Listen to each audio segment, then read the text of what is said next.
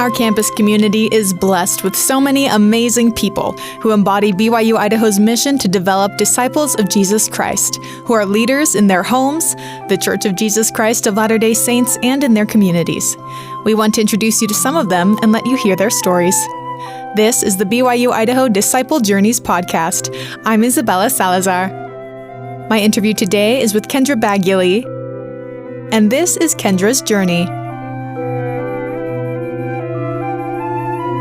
I'm here with Kendra Baguley. She's a student studying English education, and due to some unexpected circumstances, she's preparing to provide for her family of 6.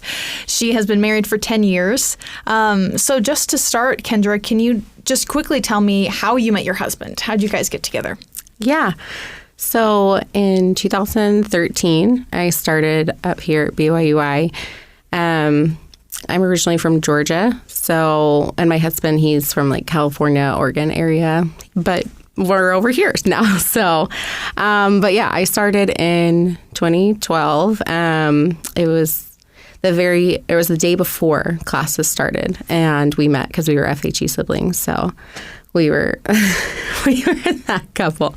So I was 18, and he asked me out, so he came over, the FHE group came over, and they were getting to know us, and I was seeing everyone, and I was like, these guys are so old. I was like, why are we paired up with them? And then he Facebook messaged me, because, that was the time. That's how you do it. Yeah. So he was messaging me on Facebook, and I'm talking to my roommate. I'm like, who is this guy? And it totally looked like he had a receding hairline in his Facebook profile pictures. I was like, what is this? But I always said, I was like, never say no to a date. And maybe this, I don't know, this is just me. But I was like, one, you typically get a free meal, and you're giving the guy a chance. So I don't know, but maybe it's different now. Maybe dating is not the same as it used to be. Who knows? Not sure.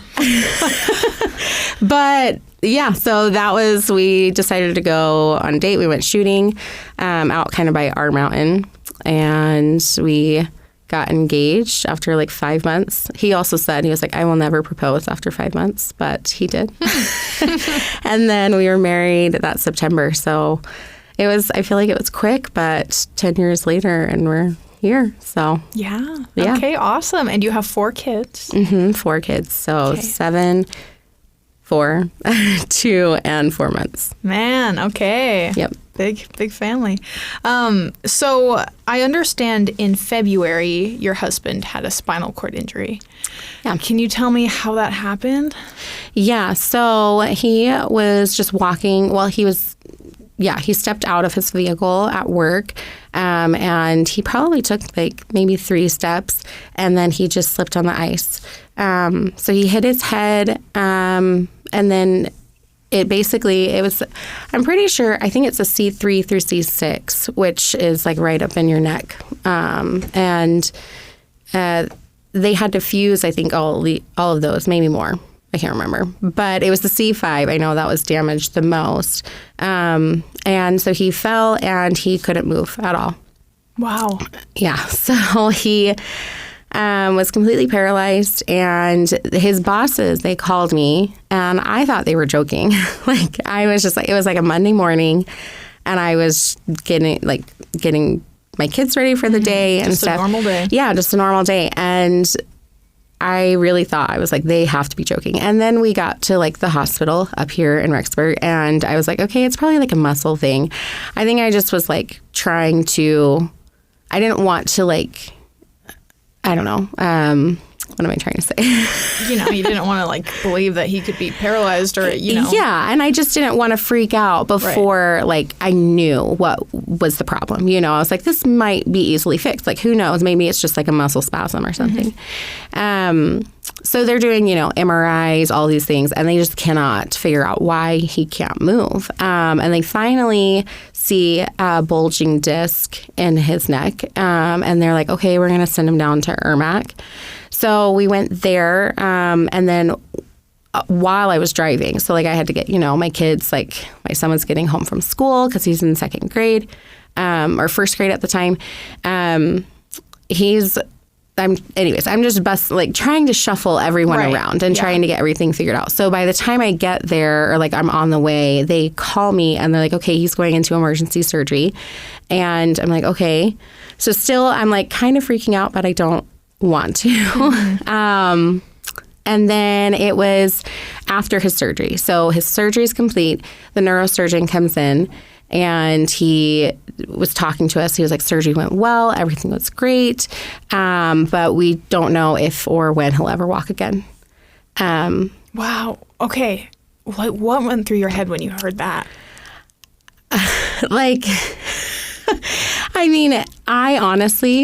I was trying to keep it together because I'm trying to get all of the information that the surgeon's giving me. My mother-in-law was in there at the time as well. And there's other families, like they take you into this like separate room to go over everything. And most people are going in there for like routine procedures, you know, and I'm pretty sure they could hear me because I started crying and I'm trying to kind of hold it together. But as soon as the neurosurgeon left, I was like scream crying. I mean, everything just hit me all at once because I didn't know. I was like, what does my future look like? What does his future look like?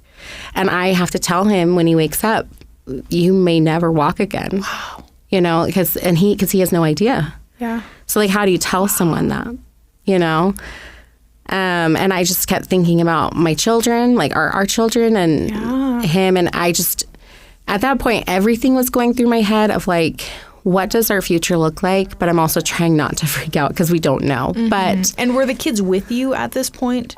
No. Oh, okay. So they were staying with my in-laws at the time in Rigby. And my mother-in-law, they were great. All my family was great.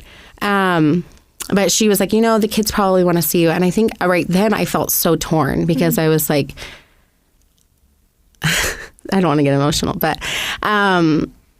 I didn't know who to be with because as a wife and as a mother, you know, I need to be there for my husband, but I also need to be there for my kids.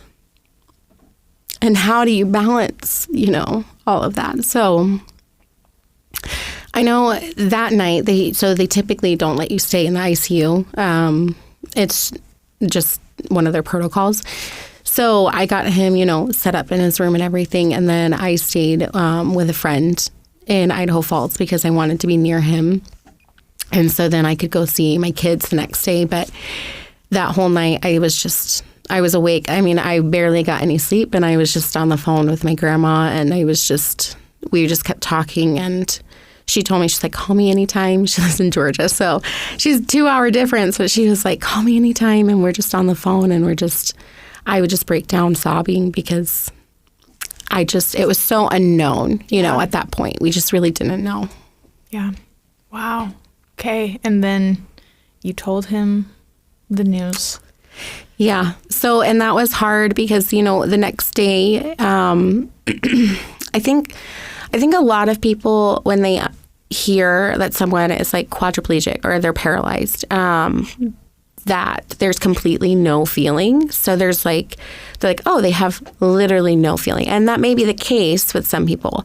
But with him, he couldn't move necessarily, but his muscles were spasming so violently that his legs were like basically bouncing off the bed. And I mean, he's waking up to this and he's in so much pain, like nerve pain from like your neck down to your fingertips everywhere. And so to him, the news that you may never walk again, I feel like didn't really get to him until we were at the University of Utah, which is where we were sent for his rehabilitation. So he was there the beginning of March until the beginning of May.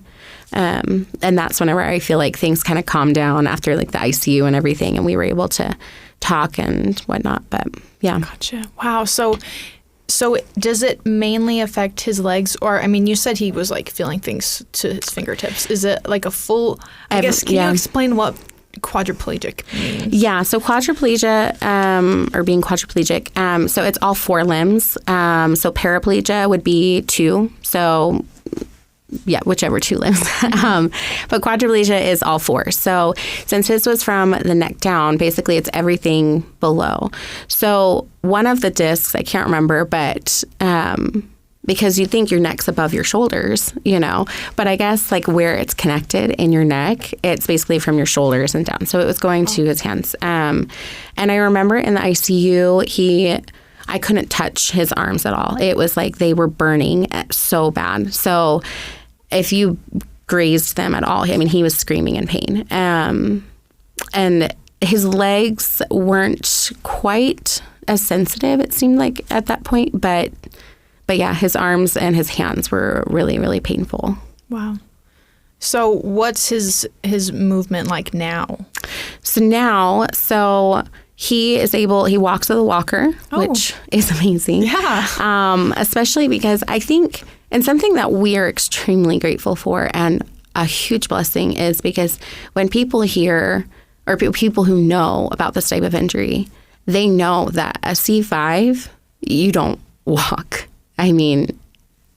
Everyone we talked to at the U, it's slim to nothing when you have that type of injury. And so we were just kind of preparing and I think that's why the neurosurgeon was so blunt, because he was like, okay, this level, I'm not going to get your hopes up. But yeah, we have a lot of friends from the U that, other patients that were staying there, and they have the same level, and they are making amazing progress. But how it looks is very different. And so we're just so grateful, and you never know why, obviously, like these things happen, and you don't know why someone is going to be able to heal in a different way than someone else. And so I think that's hard sometimes, because I remember being at the U and I would feel guilty almost at times where it's like, my husband's doing so much better. And why is that? Like, I'm grateful. Like, that is amazing. But like, why does he get to get better and other people don't? That's a really, I think, challenging thing to understand. And I don't know if we ever will, understand, at least here on earth, But yeah, he is walking with his walker. He has like a little handle, like handles that he can grip onto. And then he's got wheels, like it's like a wheeled walker. And he still deals with the muscle spasms and the nerve pain. And there's really nothing they can do about, at least with the nerve pain. He's maxed out on all of the medication. Dang. So it's kind of just a side effect you have to deal with, as well as the muscle spasms. At this point right now, he is preparing to have surgery to have a baclofen pump that's put in, where it'll be put into his stomach and it'll be directed to his spine. So that way the medication is going directly to the injury. And then hopefully that should loosen up some of those muscles so that way he can be able to walk, and possibly walk with maybe a cane or not with nothing at all. We don't know, but that's kind of the next step, is to hopefully get those muscles so they're not so tight, not spasming as often.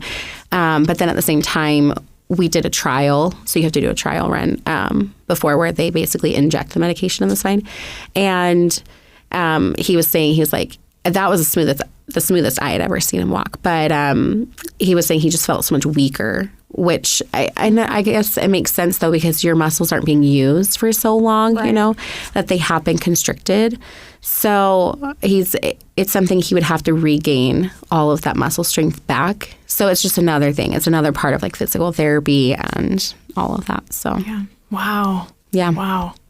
Well, it's really cool to hear that he's like able to walk with some help, Yeah. I mean, that's really awesome. I mean, it's pretty amazing, I think. And I mean, it's hard, I think, for him too, because, well, it's hard for him all the time. But it's really hard, I think, for him to recognize sometimes that he's made it this far, because he still feels like he's not himself. He still feels like he has so much work to do. But at the same time, he has progressed so fast. They say typically it's about a year to a year and a half from your injury, and that's kind of about what you get. So we're kind of just waiting right now till that point, and then we can move from there to kind of make more decisions, like final decisions on what the future may look like and what plans we need to make. So yeah. Wow. Yeah. So speaking of plans, how has this affected your future plans? Oh, I mean, entirely. We were planning to stay here in Rexburg to raise our family. We were planning to be here for good. He works at Stone's, the car dealership here in town, and he's worked there since we were dating. So, and that's a long time. I know, especially for a car dealership. I feel like, most people will say, "Oh yeah, I was a car salesman," and they don't stay, but he has. He's loyal. Yes. And they have been amazing, and they've worked with us so well.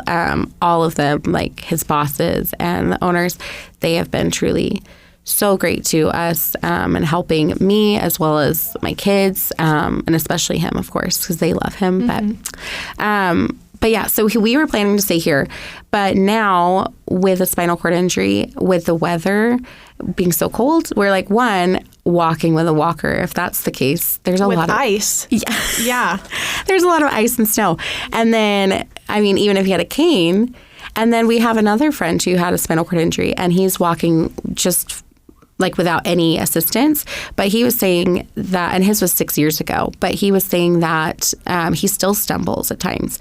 So I think that kind of got into our heads of like, okay, this is going to be really challenging navigating how to get around. And then as well as the nerve pain with all of the cold. So now we're kind of thinking of possibly moving back to Georgia, where my family's from, or my family's at, and I'm from.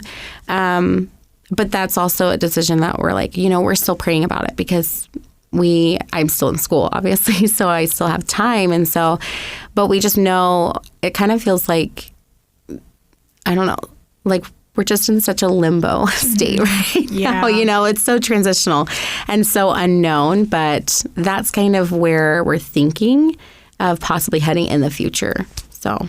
Gotcha. Okay. Yeah.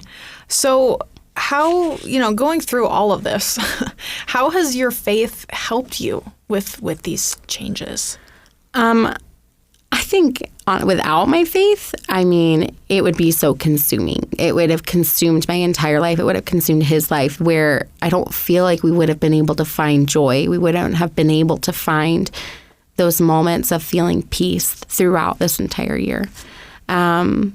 We've had so many people help us and reach out to us, and it has truly been so amazing. I say thank you, all the time to people, and I'm so grateful, but I don't think it really, I can't express how grateful I am. Just so many people. That, I think, has strengthened my testimony in communities and having one another. It's strengthened my testimony in service and just gratitude and being gracious about things. Like, there's so many things I feel like I've learned from this experience, as well as my husband, but I'm watching this happen to him, and I'm trying to explain this to my kids, and I'm trying to support him, and I'm trying to finish school, and I'm trying to be a home, take care of my home, as well. But I also want my kids to understand that there's a reason why all these people are helping us, and we need to be doing the same thing that they're doing. I think that's the whole point. And there's a circle of that is how can we show people that we're grateful? And I just try to teach my kids that we can give back to. We need to continue to serve others. And so throughout all of this, even as we have things going on, I want to try and find ways where we can give back to someone or just think of someone, because I feel like if we're so consumed in what we're dealing with, you can't think of anyone else. And when my husband was at the U, we were trying to think of ways how do we not get into this mental funk, where we are just so depressed. And there's times where you are, but I got a little dry erase board and I put it on his little closet, and I just wrote what are you grateful for today? And I talked to him, and I was like, we need to do this every single day. But also I'm like, you have to find ways, which I feel like it's a lot easier for me to say this, but I'm like, you have to find ways to serve people despite you being stuck in a bed. And I'll say, whether that be telling the nurse that she looks beautiful today, or like going out and visiting with some of the other patients and helping them. I mean, I just feel like you can find so many ways to do that. And I feel like through service, we've been able to grow, and we've been able to, I think, survive this challenge that's happened within this year, because we haven't been stuck in all of the horrible things or all of the stressful things that have happened just to us. You know, I think it's easy to get stuck in that mindset of like, well, why me? Or I don't know, you know, like I think we just question a lot of times. But I think whenever we can step out of that and we can try to think of other people, it can just help us to see Christ and more in our lives, so we can find peace. And then it's full circle, because as you're connecting with so many other people, you're serving them, then they're going to serve you right back, you know? So, which is great, because I'm like, you know what? I think it's really easy, I think, nowadays, and maybe probably for a long time, but it's easy to just say, no, I don't need help. You know, the pride, I think, gets in our way a lot. And for me, especially like for years or all my life, I feel like I've always just said, no, we're fine. Like, you don't need to do anything. And I think that's one of the biggest lessons I've learned from this, is to accept help, to allow people to help us. I mean, people want to help. I feel like, me personally, I'm like, I want to help people. So why wouldn't I let someone help us, you know?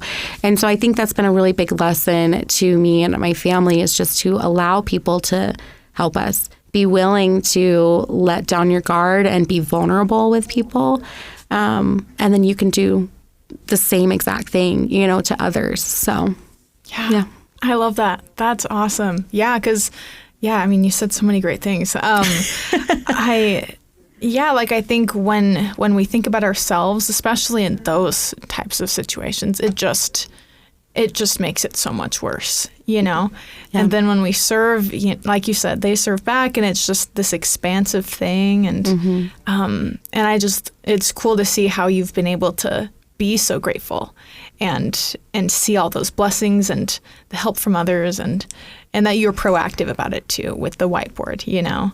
Oh, yeah. I think it was necessary. And we saw a lot of really cool things like that from other families, you know, like everyone had their own thing. And it was someone that we know that was there. Their family is massive. I mean, I'm not going to share names, you know, because I don't know if he's wanting me to share a story. But one of our friends that was there, I think he's 25.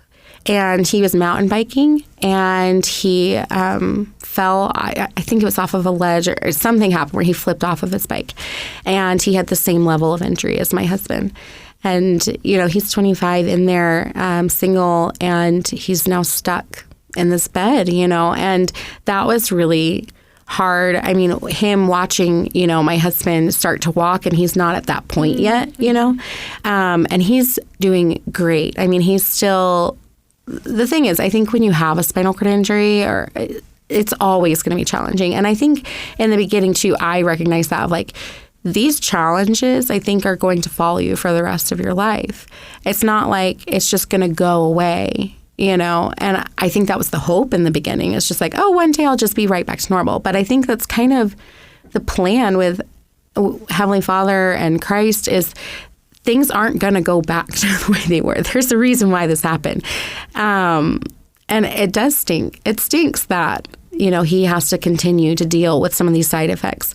But we've also grown closer in our marriage. We've never been closer. And I've shared this with, you know, some people. But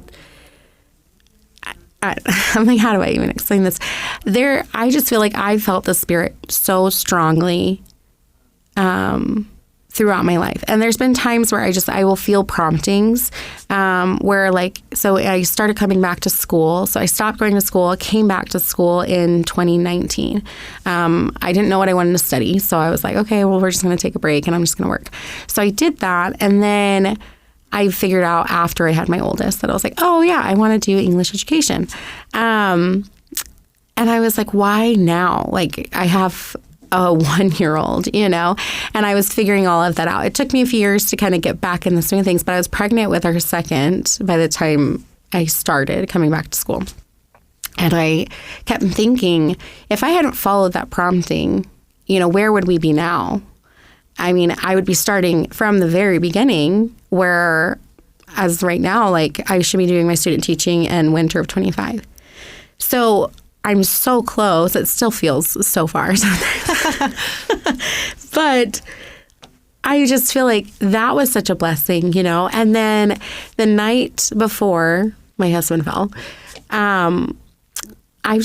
he was busy with work. At this time in our lives, I'm pregnant and I'm in school. I think I was taking 4 classes at the time.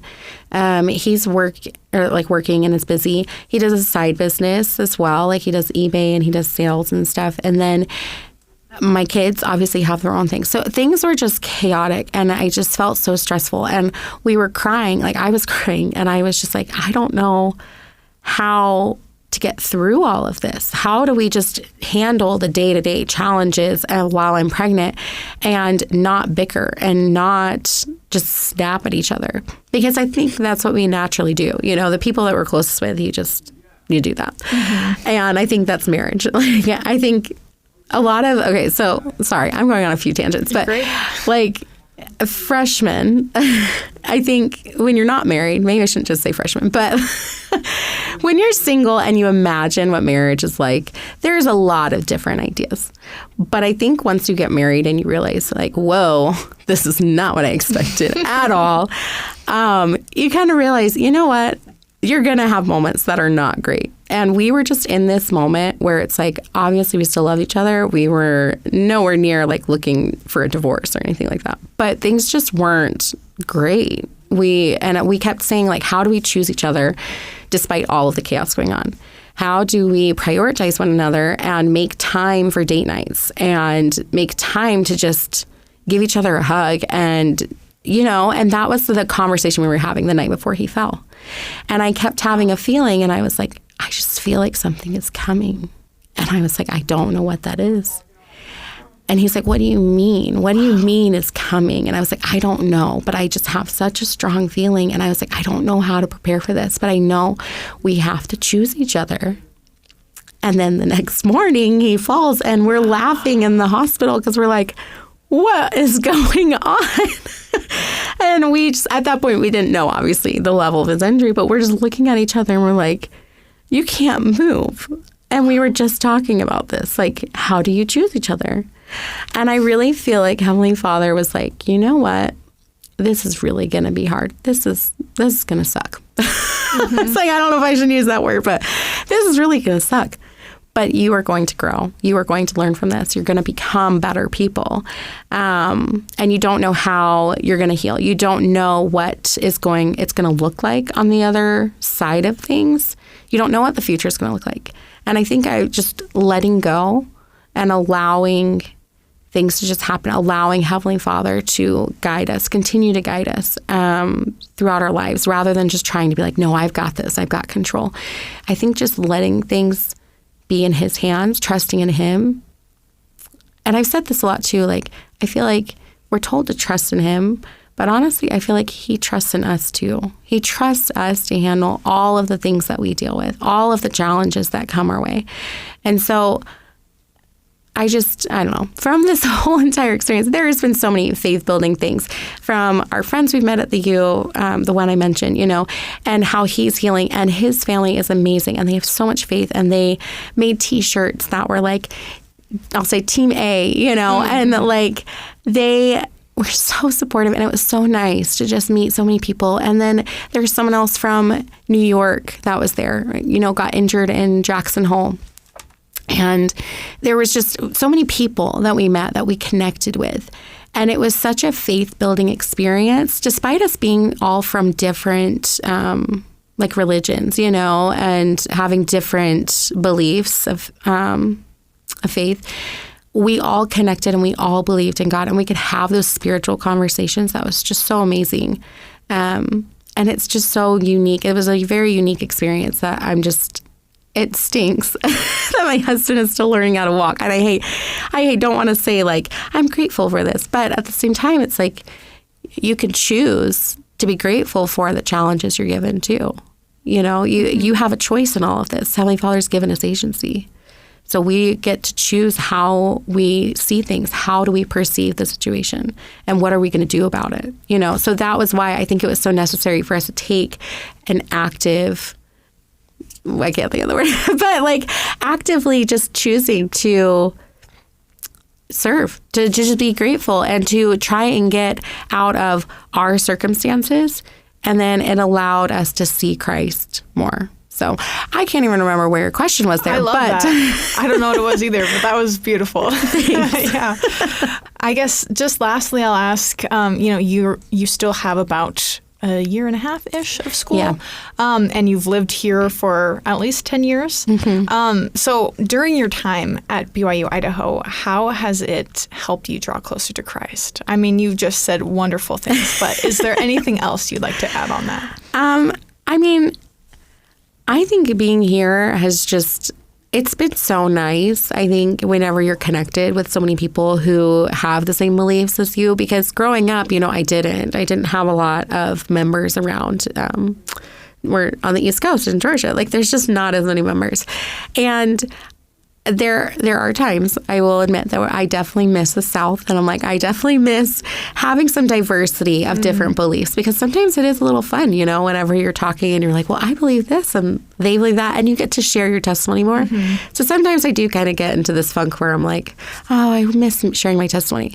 But I also feel like being here is so unique because there are so many members. There's so many people. We all have very similar views of things, but we can still bear our testimony with one another because we still think differently. We still are our own individual people, and we're going to go on and we're going to go to different parts of the world, and we can influence them, and we can think back on these days, I think, in college where it's like, I remember this one guy or this one girl in class, and I remember them sharing their testimony. And I still feel like there's so much growth that you can get here.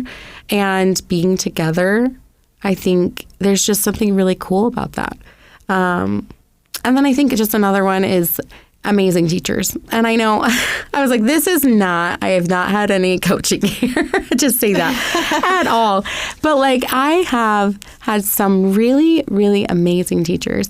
Is it okay to do a shout out? Go for it. Do a shout out, yes. Because, Anna Durfee, Sister Durfee, is the best teacher, I think, ever. And what does she teach? So she teaches a few things. I think she's going to be teaching young adult literature soon. Okay. So look out for that if you are going to be studying English. But she taught, so it was one of my practicum classes, and I can't remember which one it was. But she's a mom of 4. She has twin boys, and she has gone through this, like where she was in school. She decided to get her master's while she has kids, and she's got her husband who's also an educator. And I just feel like I could look up to her so much as just a woman and just as a mom, and I could come to her for advice. And she's continued to be my friend, and I've gone to her office and we've talked and chatted, and she's held my baby, and she got to hold my 3rd baby when I was taking her class, and now she got to hold my 4th baby. And that's cool. It's just so cool, I think, to connect with people that you can look up to and who can continue to give you guidance. I mean, she was the one actually who said, I think she was with her kids, but that the Heavenly Father does trust in us too. I didn't think of that until I was like, oh my gosh, you're totally right. Like we trust in him, but he trusts us. And that lesson, was in her office just one day when we're just like hanging out. So I just feel like we have such a really cool experience to be with professors who know exactly what they're teaching. They know their field, but they're here and they have similar beliefs as us in with faith and thinking of things eternally too, like having that eternal perspective. I think it's just really neat to have your teachers have very similar views of all of that, and they can help guide you in so many different aspects, not just whatever you're studying, like whatever field that may be. So, yeah. I love that. Thank you so much. It's been great talking to you and hearing your story. Oh, of course. Thank you for having me. I've loved it. Thanks for listening to the BYU-Idaho Disciple Journeys podcast, a production of BYU-Idaho Radio. A special thanks to our guest, Kendra Baguley. Our theme music is by Sophia Pack, and I'm Isabella Salazar. You can listen to more episodes on your favorite podcast app or find us online at byui.edu/radio.